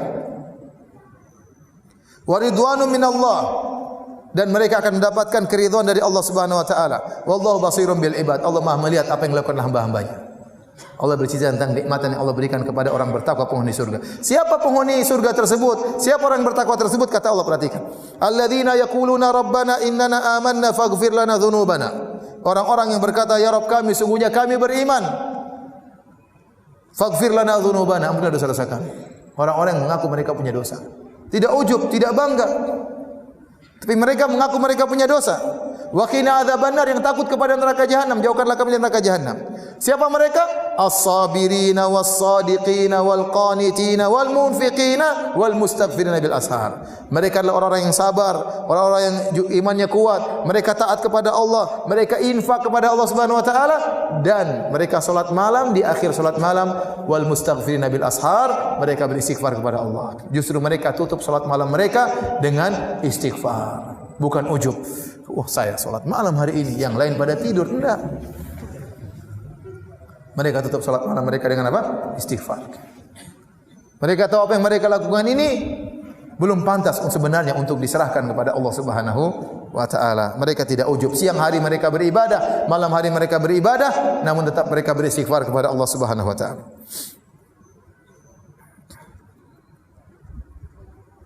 Kemudian juga Allah berfirman tentang orang yang berhaji. Kata Allah Subhanahu wa taala, "Tsumma afidhu min haitsu afadhan nas wastaghfirullah." Allah berbicara tentang orang yang sudah wukuf di padang Arafah, yang sudah datang dari jauh, menghabiskan biaya, menempuh ribuan kilometer, meninggalkan pekerjaan, meninggalkan keluarga, meninggalkan anak-anak. Ya akhi, tidak gampang safar jauh-jauh ya. Saya kemarin waktu hajian, saya bikin jadwal. Nanti saya ngisi di Masjid Nabawi dari tanggal sekian sampai tanggal 20 September. Saya sudah booking tiket. Pergi tanggal 30 Juli, pulang 20 September. Saya berangkat, hari keberangkatan saya, begitu sampai di bandara, tahu-tahu istri saya video call. Anak saya yang paling kecil, Abdul Razak, umur 4 tahun, nangis. Habis pengajian kok enggak pulang-pulang, kata. Hari itu juga saya mau pulang, kalau ada pesawat saya mau pulang. Maksud saya susah orang meninggalkan anak, meninggalkan istri, apalagi meninggalkan istri-istri, berat. Kemudian dia mengeluarkan duitnya. Saya haji gratis. Bagaimana orang-orang yang keluar apa? Duitnya, meninggalkan pekerjaan. Kemudian haji reguler dengan setengah semuanya. Kemudian pergi sampai di padang Arafah berdoa menangis-nangis dengan pakai kain ihram, dengan panas yang terik. AC enggak membuat hawa panas, berdoa kepada Allah, Apakah setelah mereka ujub merasa telah berjasa begitu luar biasanya? Ternyata tidak, kata Allah, "Tsumma afidhu min haitsu afadhan nas." Maka hendaklah kalian pergi beranjak meninggalkan padang Arafah, wastaghfirullah, dan istighfarlah. Setelah dari padang Arafah Allah suruh berapa? Beristighfar. Jangan ente merasa bangga sudah wukuf di padang Arafah. Allah suruh beristighfar. Saya ingat ada seorang syekh cerita, saya sudah merasa berkorban untuk Islam luar biasa. Saya turun di Afrika, kemudian berjalan dengan perjalanan yang jauh, berkilo-kilo melintasi hutan, melintasi rawa, saya merasa saya telah berkorban luar biasa. Sampai di tengah hutan, saya dapati misionaris, sudah ada perempuan sudah bertahun-tahun di situ. Sudah berdakwah juga, ternyata masih kalah hebat.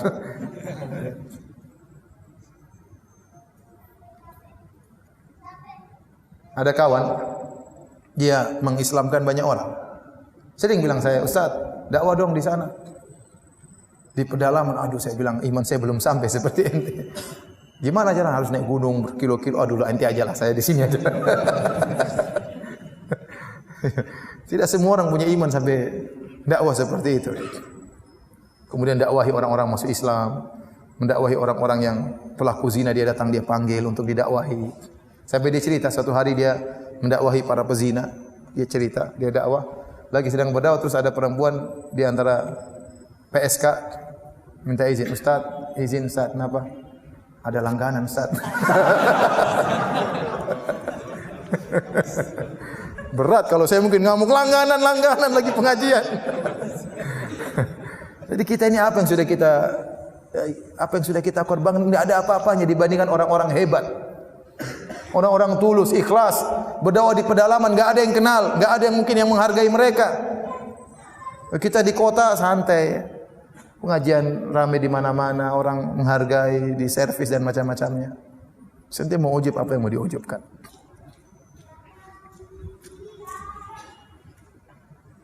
Lihat Nabi SAW setelah berdakwah 23 tahun sampai berhasil dakwahnya, sampai firman Allah Subhanahu wa taala, "Idza jaa nasrullahi wal fath wa ra'aitan nasa yadkhuluna fi dinillahi afwaja fasabbih bihamdika rabbika wastaghfir innahu kana tawwaba." Kata Allah, dan telah datang pertolongan Allah dan kemenangan dari Allah Subhanahu wa taala. Jika telah datang kemenangan pertolongan dari Allah Subhanahu wa taala. Wa ra'aitan nas, dan kau melihat orang-orang berbondong-bondong masuk Islam. Berarti dakwah Nabi berhasil atau tidak? Berhasil. 23 tahun orang masuk Islam ramai-ramai. Nabi diberi anugerah oleh Allah kebahagiaan sebelum dia meninggal, banyak orang masuk Islam. Dia senang. Tapi apakah itu membuat Nabi ujub? Saya sudah 23 tahun, Nabi tidak ujub. Bahkan di penghujung hayatnya Allah mengatakan, "Fasabbih bihamdi rabbika wastaghfir." Istighfarlah engkau wahai Muhammad. Tatkala Nabi telah berhasil dakwah, Allah menyuruh Nabi untuk apa? Istighfar, jauh dari ujub. Padahal seluruh kegiatan Nabi adalah untuk Allah Subhanahu wa taala. Tidaklah Nabi duduk, tidaklah Nabi berdiri, tidaklah Nabi makan, tidaklah Nabi minum, tidaklah Nabi bergerak, tidaklah Nabi marah, tidaklah Nabi menangis kecuali karena Allah Subhanahu wa taala. 23 tahun dengan berbagai macam ujian dan cobaan. Itu pun Nabi SAW tidak ujub, bahkan Nabi istighfar kepada Allah Subhanahu wa taala. Ini ada orang baru berdakwah berapa tahun sudah, kalau bukan saya, kalau bukan saya, kalau bukan karena saya yang pertama kali, saya yang ini, saya yang ini. Ya akhi, tahu dirilah ente. Kalau anda dimasukkan dalam rel dakwah, bersyukurlah kepada Allah. Bukan untuk anda ujub, tapi anda bersyukur kepada Allah. Anda termasuk dalam bagian dakwah. Kalau anda tidak ada juga enggak ada masalah. Masih banyak Allah akan siapkan ansarullah, penolong-penolong Allah yang akan menggantikan anda. Jangan pernah anda merasa punya jasa terhadap Islam. Baik. Hadirin dan hadirat yang hadirat subhanahu wa ta'ala, itu tadi di antara hal-hal yang bisa membantu kita untuk tidak ujub. Hati-hati, ujub itu sangat erat dengan apa? Kesombongan. Saya akan bacakan berbagai macam model-model ujub. Tadi kita sudah singgung, ujub karena amal soleh, ujub karena dakwah, ujub karena salat, ujub karena donasi sebagai donatur. Orang ujub karena amal soleh. Ada ujub karena tadi jumlah yang banyak seperti yang menimpa sebagian sahabat tatkala perang Hunain. Nah, Abu Hamid Al-Ghazali, Imam Al-Ghazali dalam kitabnya Ihya Ulumuddin menyebutkan beberapa model ujub. Perhatikan ini. Di antara ujub yang beliau sebutkan, yang pertama adalah ujub dengan nasab yang tinggi. Sebagaimana ujubnya Al-Hashimiyah, yaitu ujubnya Ahlul Bait. Ujub dengan apa? Nasabnya yang tinggi. Kata Imam Al-Ghazali, sebagian mereka menyangka dapat selamat dengan kemuliaan dan mendapat ampunan dengan nasabnya. Dia merasa dia keturunan Nabi, pasti selamat. Dia merasa dia keturunan Nabi, dia pasti dapat ampunan. Dan sebagian mereka menyatakan bahwa seluruh manusia adalah budak-budaknya. Ingat, ini Imam Ghazali bercerita tentang sebagian Ahlul Bait. Tentunya tidak semua seperti ini. Ahlul Bait banyak yang soleh, ya. Tapi maksudnya ini sebagian Ahlul Bait yang terpedaya, yang menyangka karena nasabnya tinggi, mentang-mentang keturunan Nabi, dia merasa bahwasanya dia pasti mau surga, dia pasti dimaafkan, dia merasa yang lain adalah budak dia. Kata Imam Ghazali, obat ujub ini adalah ia mengetahui bahwa jika ia menyelisih perbuatan dan akhlak leluhurnya, dan meskipun dia menyelisih akhlak leluhurnya, dia menyangka dia akan ikut serta dengan leluhurnya masuk surga, maka ini orang yang jahil. Jika ia meneladani Nabi sallallahu alaihi wasallam, tentu dia tahu bahwasanya ujub adalah perkara yang tidak disukai oleh Nabi sallallahu alaihi wasallam. Ujub bukanlah akhlak dan perangai Rasulullah sallallahu alaihi wasallam, tetapi akhlak dari leluhurnya, dari Nabi sallallahu alaihi wasallam adalah rasa khauf, takut, merendahkan diri, tawadhu, menghormati manusia, mencela nafsu dan jiwa mereka. Sungguh para leluhur mereka dari Ahlul Bait sebelumnya, Nabi dan Ahlul Bait yang lainnya, telah mencapai kemuliaan dengan ketaatan dan ilmu serta akhlak-akhlak yang terpuji. Mereka tidak pernah meraih kemuliaan hanya dengan sekedar nasab. Maka hendaknya ia orang yang memiliki nasab tinggi ini menjadi mulia dengan perkara-perkara sebagaimana yang menjadikan leluhur mereka dahulu juga mulia dengan perkara-perkara tersebut.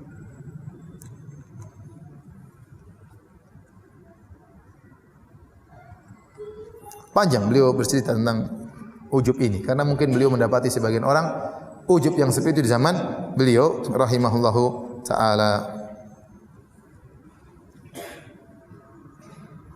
Ya, di sini banyak disebutkan ujub karena keindahan tubuh dan paras, ujub dengan kekuatan, ujub dengan kecerdasan dan akal, ujub dengan jumlah yang banyak, ya. Ujub dengan harta, ya. Ujub dengan pendapat yang salah, sudah salah masih ujub.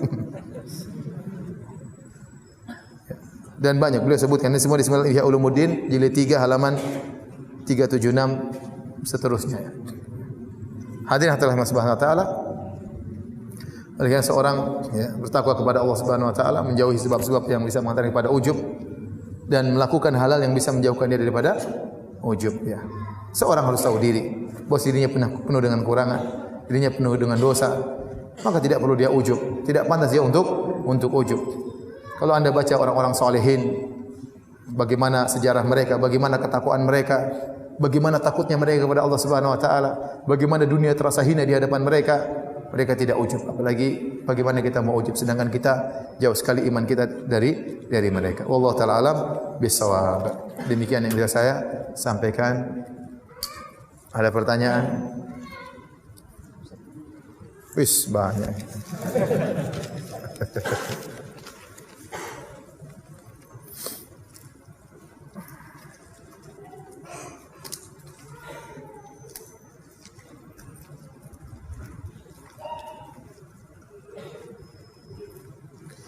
Saya pernah memberi suatu barang kepada orang, tapi justru yang tersebar malah barang itu diberi dari orang lain, bukan saya. Terus saya ungkapkan yang sebenarnya kalau itu barang dari saya. Apakah yang saya lakukan itu ujub? Riya kali, bukan ujub, ya. Jadi kita kasih sedekah sama orang yang sampai tersebar di orang-orang bahwasanya yang kasih sedekah bukan kita, tapi teman kita yang mungkin yang nganterin. Saya jadi gelisah, gatal pengen kasih tahu. Itu yang kasih itu saya, bukan dia, gitu. Apakah ini riya? Lihat, Imam Syafi'i pernah berkata, lawaditu annan nas, saya berharap manusia mengambil ilmu dariku dan tidak usah dinisbahkan ilmu tersebut kepadaku. Imam Syafi'i ingin orang-orang mengambil manfaat dari ilmunya meskipun tidak usah dikatakan ini ilmunya Syafi'i. Kenapa? Agar dia tidak ujub dan agar dia tidak apa? Tidak riya. Kalau ternyata Anda bersedekah dan ternyata tidak diketahui Anda yang bersedekah, disangka oleh orang lain, ya sudah, bersyukur, berarti Allah ingin pahala Anda semakin besar. Kecuali Anda memberitahukan kepada dia secara khusus karena ada maslahat yang lain. Karena di antaranya kalau Anda beri sedekah, kata Nabi, tahadu tahabu. Kadang kita kasih sedekah gitu sama kita, sedekah atau bukan sedekah apa, hadiah, agar dia semakin cinta kepada kita, itu tidak mengapa. Kalau ada tujuannya agar dia tidak suudzon kepada kita, agar dia menjadi sayang kepada kita, tidak apa kita sebutkan. Sebenarnya yang kemarin itu bukan dari dia, itu dari saya. Tapi tidak usah Anda tulis di status. Sebenarnya yang saya kasih itu dari saya, bukan dari dia. Tulis status Facebook ngapain? Cukup dia saja yang tahu. Tapi kalau tidak ada masalah tertentu, lebih baik orang lain enggak usah tahu. Biarin aja orang menyangka dari orang lain. Hanya Allah yang tahu. Kata Nabi SAW, man istata'a minkum an yakuna lahu khabi'un min amalin shalih falyaf'al. Barang siapa yang mampu untuk memiliki amal soleh yang tersembunyi, maka lakukanlah.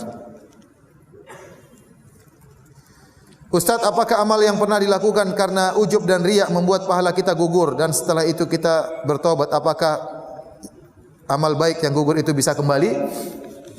Jadi dulu dia menyumbang masjid 1 miliar, dia riya.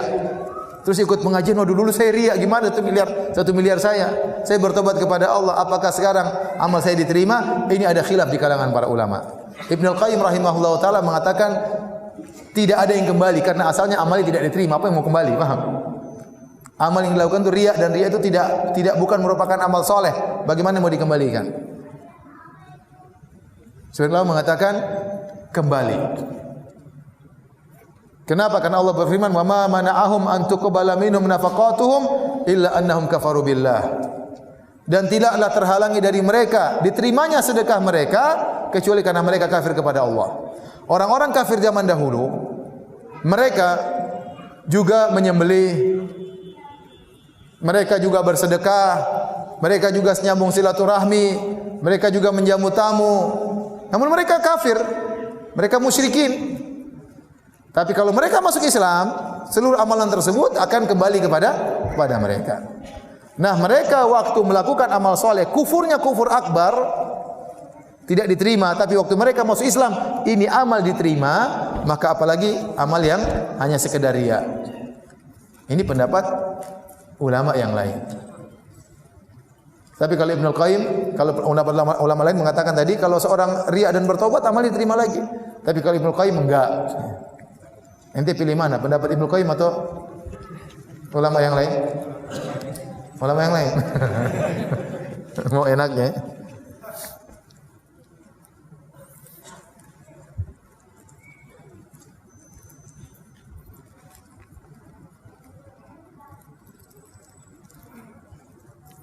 Ustaz, saya seorang pendakwah di sosmed, khususnya Instagram. Metode dakwah saya yakni mengikuti kajian sunnah lalu memfoto pemateri kajian tersebut, lalu diselingi dengan inti kesimpulan kajian. Kemudian saya upload di Instagram story agar teman-teman saya yang tidak kajian bisa dapat ilmu juga. Saya khawatir dan gundah, apakah metode dakwah saya ini benar? Apakah dakwah ini diterima? Karena masih ada sedikit-sedikit unsur riya. Dia ngaku sendiri.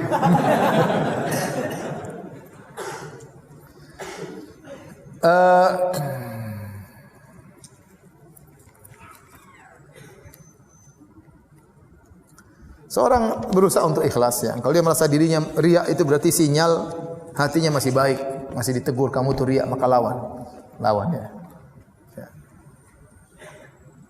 Mudah-mudahan tidak mengapa. Ya. Mudah-mudahan tidak mengapa. Ya. Cuma saya hanya khawatir saja ya kalau belum tentu ustadz yang difoto rela untuk difoto ya. Kalau Anda tahu ustadz itu tidak suka difoto, maka jangan foto dia ya. Itu hak dia, hak privasi dia. Maka jangan foto dia. Tapi kalau Anda tahu ustadz itu tidak mengapa, karena masalah foto ada khilaf, ustadz itu membolehkan foto ya. Maka mudah-mudahan tidak mengapa. Wallahu alam bisawab, yang lebih baik adalah minta izin.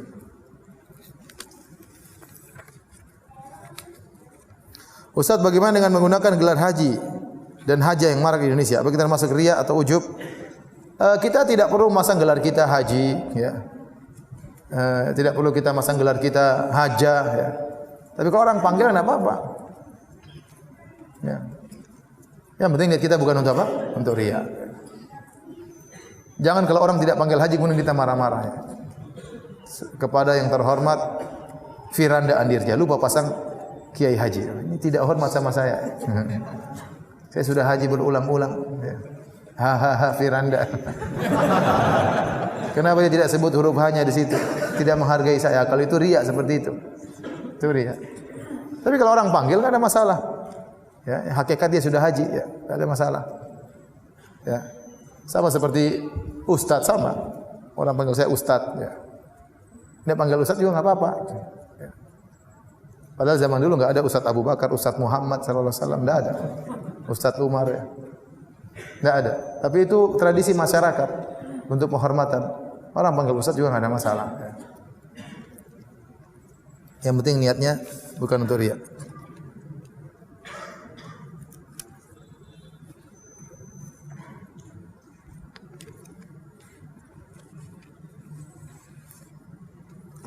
Apakah berfoto bersama ustaz dan mempostingnya di Instagram termasuk ujub?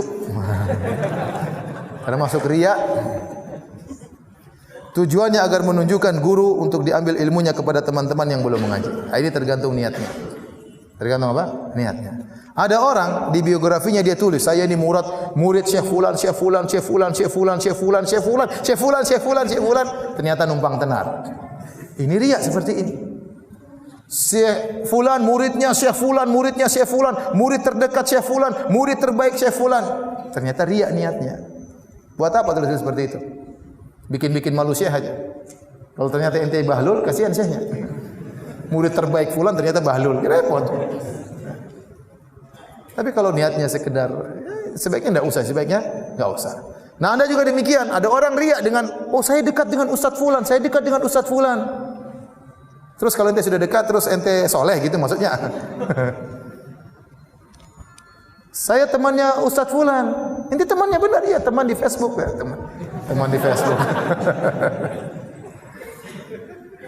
Jadi Allah innamal a'malu binniyat. Ente pasang foto maksudnya apa? Kalau maksudnya untuk menunjukkan saya ini dekat dengan Ustaz, itu hati-hati. Jadi kalau ente gembira, alhamdulillah saya ketemu dengan Ustaz, hanya sekedar kegembiraan, motivasi yang lain, mudah-mudahan tidak apa-apa ya. Mudah-mudahan tidak apa-apa.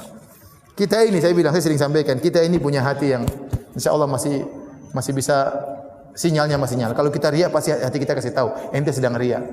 Ente kalau mau upload pikir dulu, ini saya upload ngapain sih ya? Maksudnya apa saya upload ini? Pikir dulu, jangan asal upload saja ya. Saya sudah foto sama Ustaz nih. Saya upload, ngapain saya upload ya? Apa tujuan saya?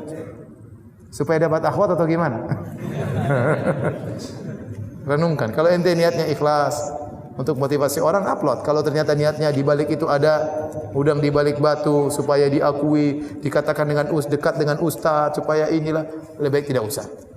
Lebih baik tidak usah.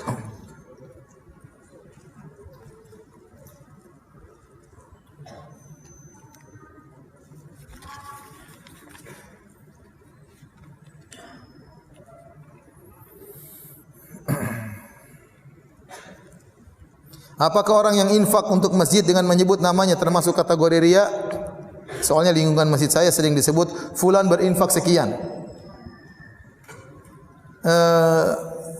Tidak harus itu riya, tapi itu sarana sangat mudah menjatuhkan orang dalam apa? Riya. Bisa jadi orang menyebutkan si fulan berinfak sekian juta supaya motivasi yang lain. Ya. Tapi tidak usah sebut semuanya. Si fulan, ya, Abdullah berinfak 20 juta. Oh. Abdurrahman 100 ribu. Kasihan Abdurrahmannya. Padahal dia ikhlas banget tadi 100 ribu itu. Itu sudah kerjaan sehari 100 ribu tadi. Dia malu 20 juta terus 100 ribu. Kalaupun harus sebut, tidak semuanya harus disebut. Karena itu sebab besar untuk riya dengan nyebut-nyebut jumlah nominal. Saya kasih tahu sama DKM, tidak usahlah semuanya disebutkan. Kalau Anda ingin motivasi, sebut 1-2 orang aja yang memang jumlahnya besar agar yang termotivasi. Kalau orang tersebut takut riya, enggak usah sebut namanya. Ada hamba fulan di antara jemaah kita nyumbang 20 juta. Allahu Akbar, enggak apa-apa. Karena bagaimanapun manusia lemah. Hamba fulan, kapan sebut nama saya? Kapan sebut? Hati ini lemah ya akhi, lemah. Apalagi pengajian ikhwan dan akhwat. Sebut namanya, akhwat siapa itu? Siapa itu?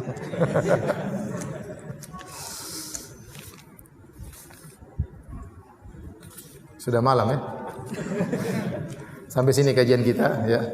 Semoga bermanfaat. Kita buka afdal majelis. Subhanakallah bihamdik. Asyhadu an la ilaha illa anta astaghfiruka wa atubu ilaik. Assalamualaikum warahmatullahi wabarakatuh.